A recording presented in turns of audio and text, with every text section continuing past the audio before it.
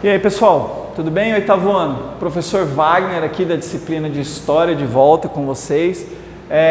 Oitavo ano, aula nova, né? Aula 5, ou seja, dentro das aulas de conteúdo novo, essa é a nossa quinta aula já. Lembrando que já foram feitas várias revisões.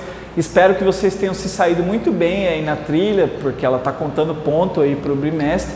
Então espero que vocês tenham se saído bem, que as aulas de revisão tenham ajudado e para a aula de hoje eu quero que vocês prestem muita atenção, não só no que eu vou falar, porque eu vou ler muita coisa, mas eu quero que vocês prestem bastante atenção nos slides que vão ser projetados aqui também, porque eles contêm informações visuais aí que podem ajudar na interpretação do texto, ok, oitavo ano? Então, unidade nova aqui, ó, a gente está entrando numa unidade nova, é a unidade 7 da apostila, a gente está avançando aí no conteúdo.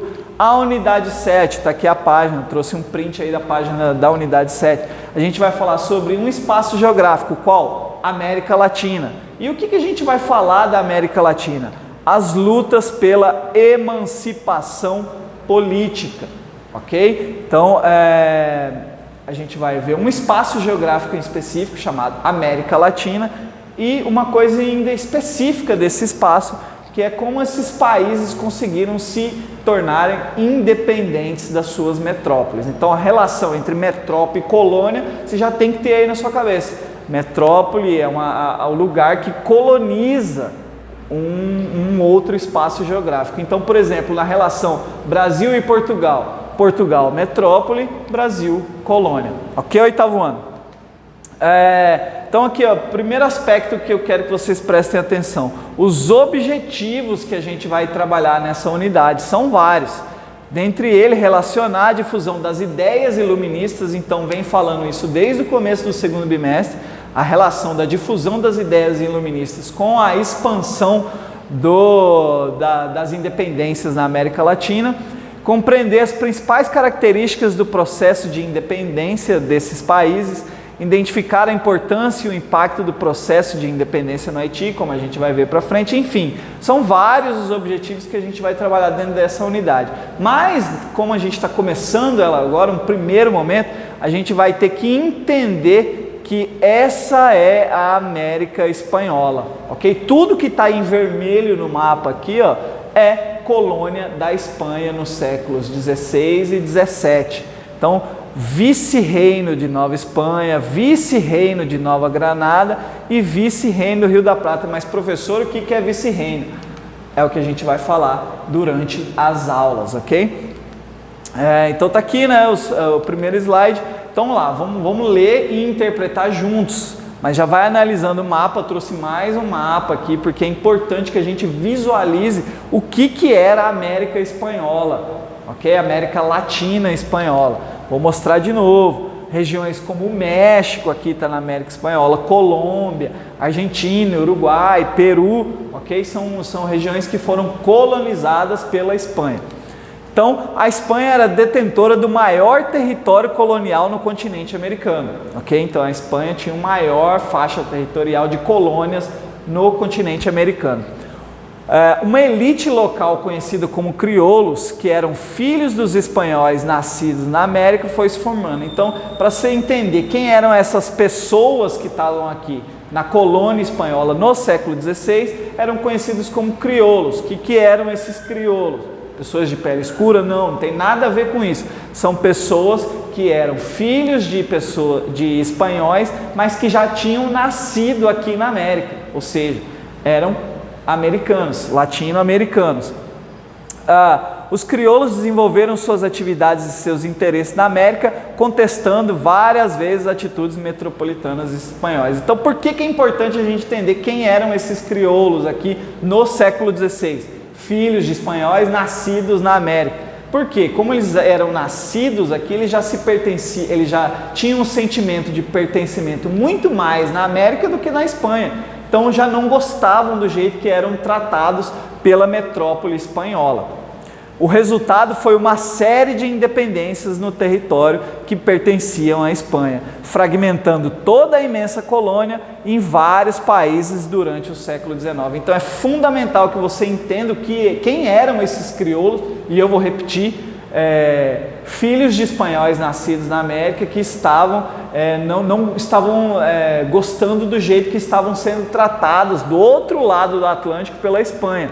Então é fundamental entender essa classe social, porque é essa classe social de crioulos, filhos de espanhóis nascidos na América, que são essas pessoas, essa classe social que vão fazer toda essa faixa territorial se tornar independente e virarem países aí como a gente conhece hoje, Equador, México, Colômbia.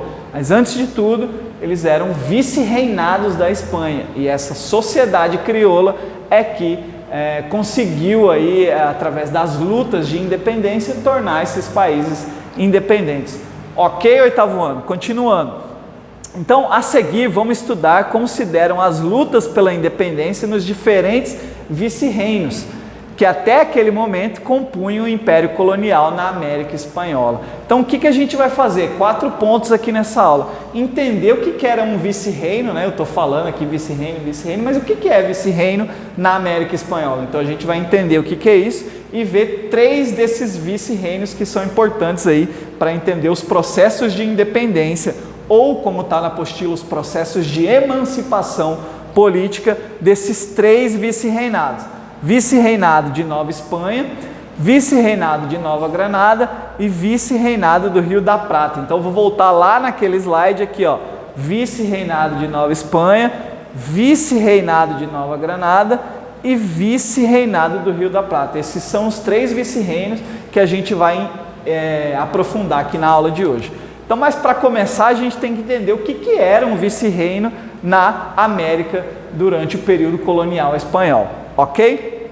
Então vamos lá. O que era um vice-reinado na América Espanhola? Separei o primeiro quadro aqui, ó, já dá para a gente entender que os reis ficavam na Espanha e elencavam ali funcionários do alto escalão do Império Espanhol para vir para essas terras americanas, ou seja, atravessar o Oceano Atlântico e vir parar nessas terras que já tinham sido colonizadas pelos espanhóis, ok? Os espanhóis mostravam um complexo sistema administrativo responsável por gerir interesses da coroa em terras americanas. Então é isso, o complexo sistema político para gerenciar essas terras tão distantes da Espanha foram esses.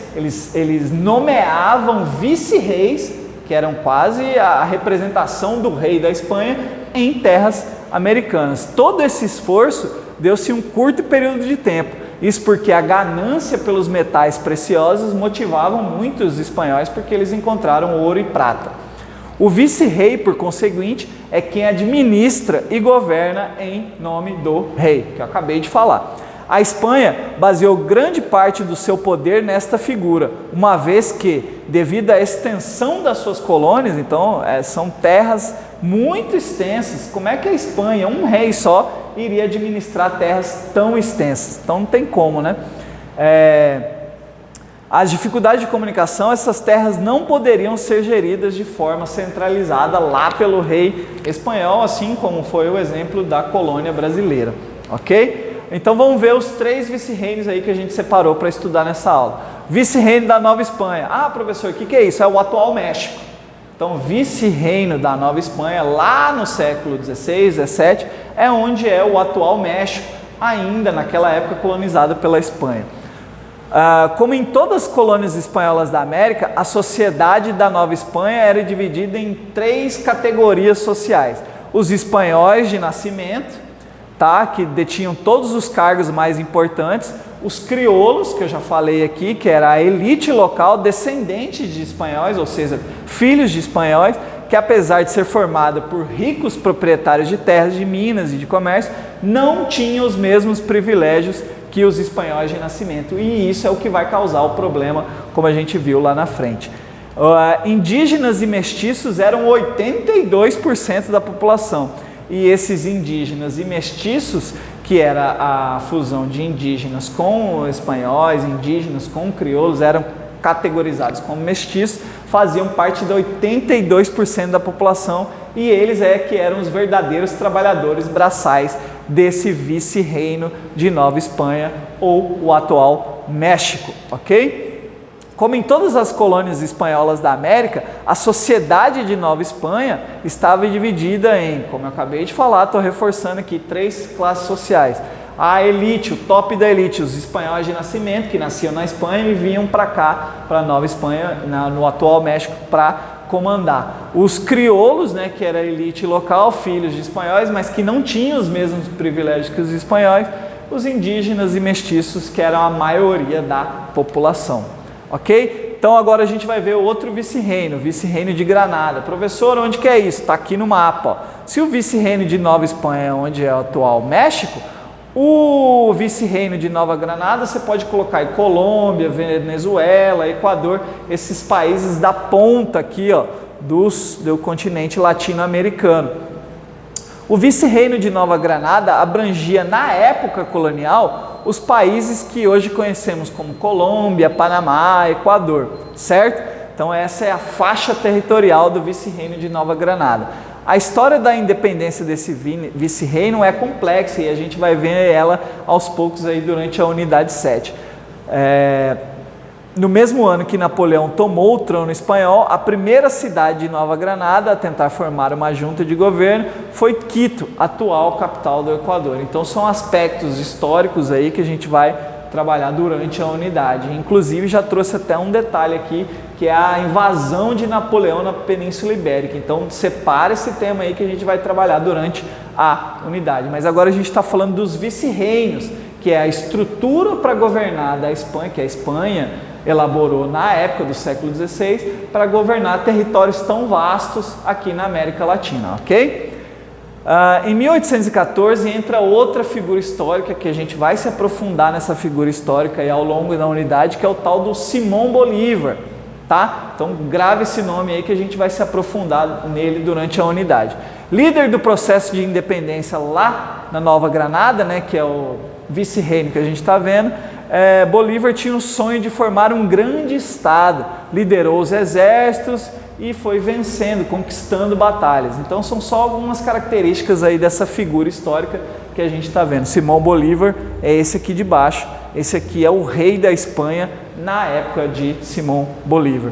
Assim, em 1831 surgiu a República de Nova Granada, que somente em 1886 recebeu o nome de Colômbia. Então a gente vai ver que essa figura histórica, Simão Bolívar, é considerado um dos grandes libertadores da América. Tem até um campeonato aí de futebol com esse nome, que é homenagem a essa figura histórica, ok? E para finalizar a gente vai ver o terceiro vice-reino, que é o vice-reino do Rio da Prata. Está aqui ó, essa parte em verde aqui do mapa, que é o vice-reino da Prata. Então, relembrando, a gente viu o vice-reino de Nova Espanha, atual México, vice-reino de Nova Granada, atual Colômbia, e agora a gente vai ver o vice-reino da Prata, que a gente pode colocar aí atualmente como Argentina, Uruguai, Paraguai, Bolívia, esses países aqui do sul do continente latino-americano. O vice-reino do Rio da Prata foi o último fundado pela Espanha. Então começou pela Nova Espanha, depois o Reino de Granada e o último, o vice-reino da Prata. Somente quando a presença portuguesa cresceu na Bacia Platina é que os espanhóis resolveram dar atenção ao extremo sul da América, fundando ali um vice-reino, que é o vice-reino do Rio da Prata, que incluía parte da atual Bolívia, Argentina e Uruguai. Apesar de Buenos Aires ter se tornado a capital do vice-reino, a histórica autonomia das províncias se impunha como realidade política e econômica na região. O que ele está querendo dizer com isso? Que apesar desse vice-reino ter uma capital, ter toda uma ligação com a Espanha, a realidade ali daquela região é que controlava aí a economia, a realidade política ali daqueles povos, ok? Em 25 de maio de 1810, ocorreu a Revolução de Maio, uma junta governativa, e calma gente, a gente vai ver aí nas próximas aulas o que é essa junta governativa, então vai gravando esse nome. Com o apoio das milícias de voluntários da guerra contra os ingleses, a principal reivindicação da junta portenha era o direito de controle de todas as regiões do vice-reino. É aquilo que eu venho falando para vocês, para a gente entender o processo de independência que ocorre em vários países da América Latina, principalmente de colonização espanhola, a gente tem que entender qual que era o motivo, a geração do conflito entre as colônias e a metrópole, ok? E eu já apresentei aqui para vocês esses motivos, principalmente de controlar a região. Quem nascia na América Latina não entendia o porquê que quem tomava as decisões estava do outro lado do Atlântico, lá na Espanha. Isso é o que vai gerando e motivando os processos de independência na América, ok? Para a próxima aula eu preciso muito que vocês leiam a página 34 e 35, porque aí sim a gente começa a entender como se deu os processos de independência nesses países, ok, oitavo ano? Continue cuidando de você e da sua família, até a próxima aula.